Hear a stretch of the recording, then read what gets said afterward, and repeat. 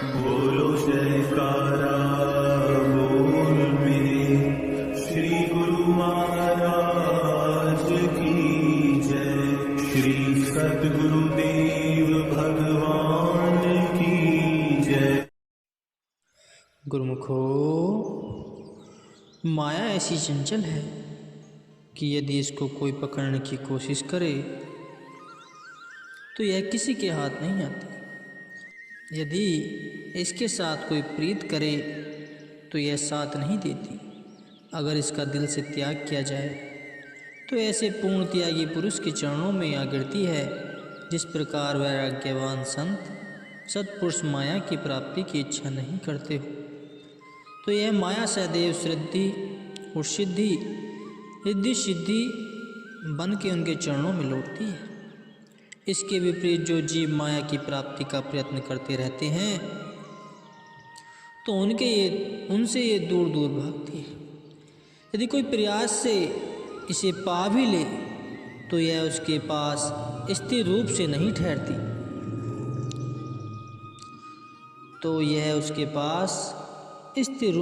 ठहरती, माया के संबंध में संतों ने ऐसे आदेश दिए हैं। माया है दो भांति की, दो चलावेरा, एक मिलावे राम से, एक नरक ले जा। अर्थात यह माया दो प्रकार की फलदात्री यानी फल देने वाली है।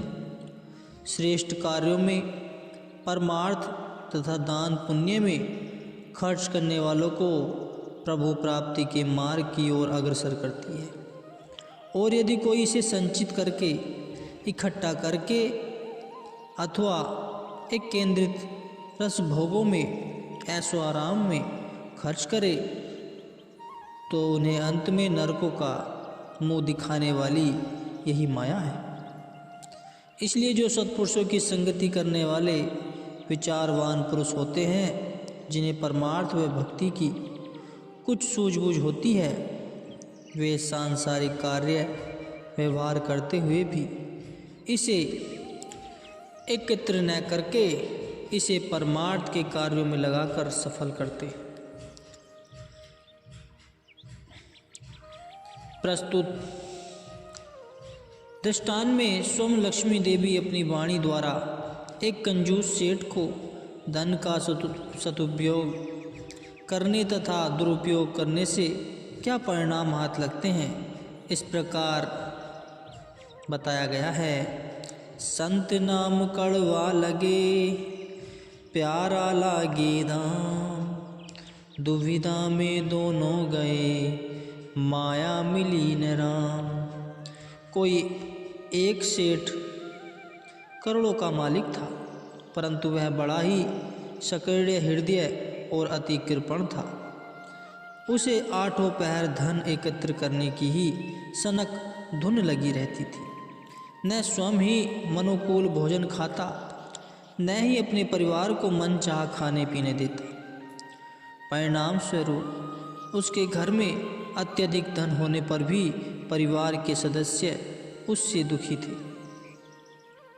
एक समय की बात है कि अचानक सेठ जी का स्वास्थ्य बिगड़ गया और उनके किसी रोग ने आ घेर लिया, जिसके कारण यह जल्दी पूर्ण स्वास्थ्य को प्राप्त न कर सका।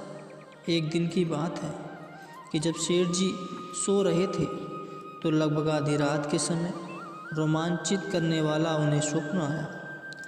क्या देखा कि मौत का दूत उनकी आंखों के समक्ष प्रत्यक्ष खड़ा है। उसकी अनोखी अजनबी सूरत शक्ल को देखकर सेठ जी घबराए और भयभीत होकर पूछने लगे, अरे तुम कौन हो और यहाँ किस लिए आए हो? अजनबी ने उत्तर दिया, मैं मौत का दूत हूँ और तुम्हें लेने आया हूँ। बस अब तो न जाए मादन न जाए रक्तन, अर्थात न ठहरने को जगह न जाने को पाँव वाला किस्सा हो गया। सेठ जी गिड़गिड़ाकर कहने लगे, अजी मुझे क्षमा कर दीजिए। परंतु उस दूत ने कोई उत्तर न दिया। इस पर उस सेठ ने 10,000 उस अनोखी आकृति वाले पुरुष की ओर बढ़ाते हुए कहा, आप यह धन ले लीजिए और मुझे जीवन दान दे दीजिए। परंतु मृत्यु के दूत ने न तो उसके आगे हाथ बढ़ाया और न ही कोई उत्तर दिया। अब सेठ जी बढ़ाते बढ़ाते 10 लाख देने को तैयार हो गए, लेकिन वहाँ से फिर वही कोरा उत्तर आया। आखिर सेठ ने 10 करोड़ देने का प्रस्ताव उसके सामने रखा, परंतु मौत के दूत ने फिर भी उसके मंतव्य को स्वीकार न किया, क्योंकि यह धनपति लक्ष्मी देवी का उपासक था। जब काल बलि से किसी प्रकार छुटकारा पाते न देखा तो स्वप्न में ही लक्ष्मी देवी के आगे हाथ जोड़कर प्रार्थना करने लगा कि हे लक्ष्मी देवी, मैं तेरा उपासक हूँ, इस आड़े समय में तू ही आकर मेरी रक्षा कर। शेर द्वारा की गई आतुर पुकार को सुन लक्ष्मी देवी साकार रूप में प्रकट हुई और कहने लगी, सेठ जी, तुमने मुझे याद किया है तो लो मैं आ गई हूँ, कहो क्या कहना है। सेठ कहने लगा, हे माता, मैंने तुझे बड़ी मेहनत व बड़े प्रयास द्वारा दिन रात करके प्राप्त किया है। इसके अतिरिक्त मैंने तुझे तिजोरियों में सुरक्षित रूप से बंद करके रखा है तथा देवी की भांति तेरी पूजा करता रहा हूँ। अतः देवी, तुम ही मुझे मौत के पंजे से बचाओ। ऐसा सुनते ही लक्ष्मी देवी आग बबूला होकर कहने लगी, ओ मनुष्य पापी, मैं तुझे बचाने की अपेक्षा अभिशाप देती हूँ कि तू नरकों में जाए और प्रलय काल तक कई गंदी योनियों में भटकता हुआ प्रेत, राक्षस आदि बने तथा अंत में सर्प योनि को प्राप्त करे।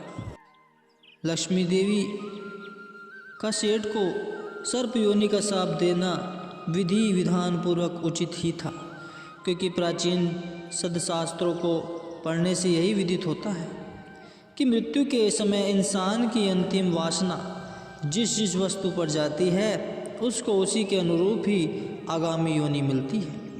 कि जब सेठ जी ने लक्ष्मी देवी के मुख से ऐसा सुना तो कहने लगे, हे माता, मैंने तो तेरी सेवा की है, तुझे लोहे की तिजोरी में सुरक्षित रखा और दिन रात तेरी चौकसी करता रहा, और अब तुम हो कि मुझ पर प्रसन्न होने की अपेक्षा शाप देने लगी हो।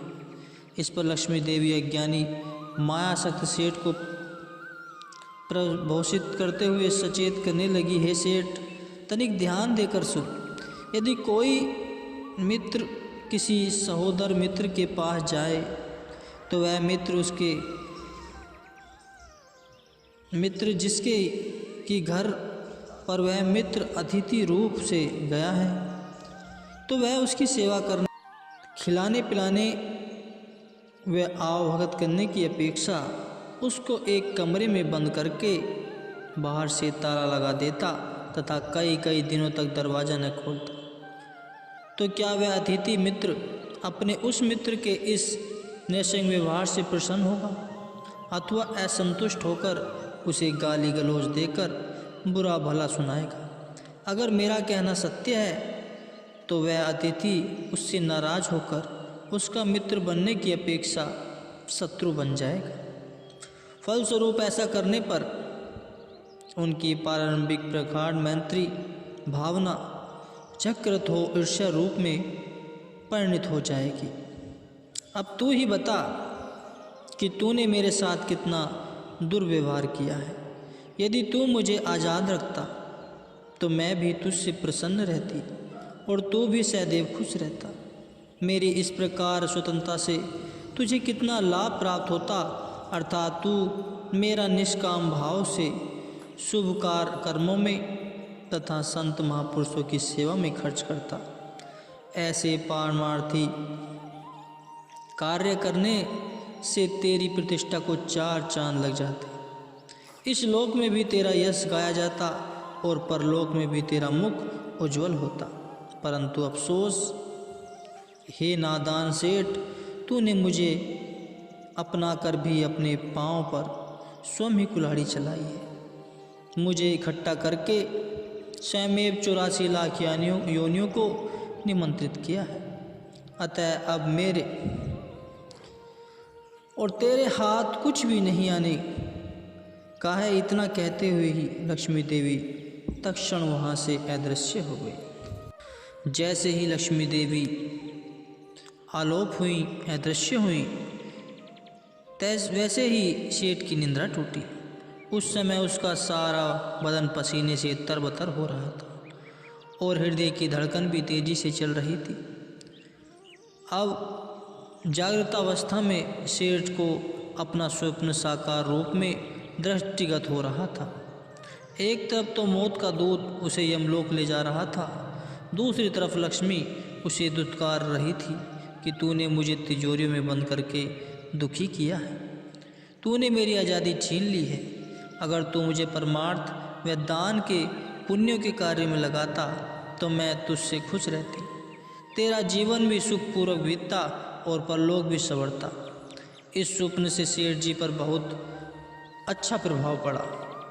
सेठ जी ने अपने मन का कांटा बदल लिया, क्या कि अपने संचित धन को दान पुण्य में लगाना शुरू कर दिया। गरीबों के लिए घर में सदा व्रत लगवा दिया।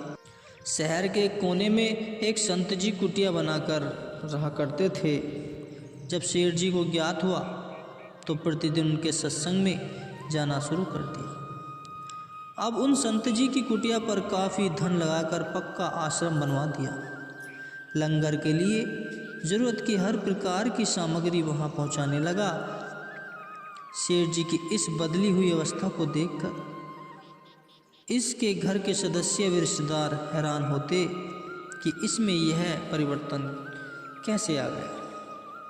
पूछने पर सेठ जी सबको एक ही उत्तर देते कि अब तक मैं अज्ञानता के अंधेरे में था, मगर अब मेरी आंखें खुल गई। धन की कमी अब भी उसे न थी, मगर अब सेठ को धन एकत्र करने का लालच न था, अपितु धन को परमार्थ के कार्यों में लगाने से उसे हार्दिक प्रसन्नता होती थी। अब तो सेठ जी की अवस्था बिल्कुल ही बदल गई थी, क्योंकि जैसा कर्म किया जाता है वैसा ही उसका मन पर असर पड़ता है। सेठ जी अब अपने तन मन धन को परमार्थ के कार्यों में खर्च करने लगे, इसलिए अब उनके अंदर से अज्ञान का तिमिर मिटता जा रहा था और उनके दिल में एक नई चाह उठ रही थी कि सदैव इस लोक में तो रहना नहीं, कुछ परलोक का भी कार्य कर लिया जाए। इस प्रबल विचार को मन में धारण किए सेठ जी ने संतों से सच्चे नाम की दीक्षा ले ली और उसकी कमाई करने लग गए। अब क्या था कि सेठ जी बिल्कुल ही दुनिया से न्यारे हो गए। अब उनको प्रतीत होने लगा कि वास्तव में मैं पहले बहुत गलती में रहा हूँ। जिस माया को सच समझता था वह तो नश्वर है, और जो मालिक का नाम सत है उसे मैं भूला बैठा था। सो अब प्रभु की बड़ी कृपा हो गई है कि यह सच्चा ज्ञान प्राप्त हो गया। अब सेठ जी को बस एक ही लगन लग गई और सेठ जी बाकी आयु में परमार्थ व सच्चे नाम की कमाई करते हुए अपना लोक व परलोक सवार गए गुरु को।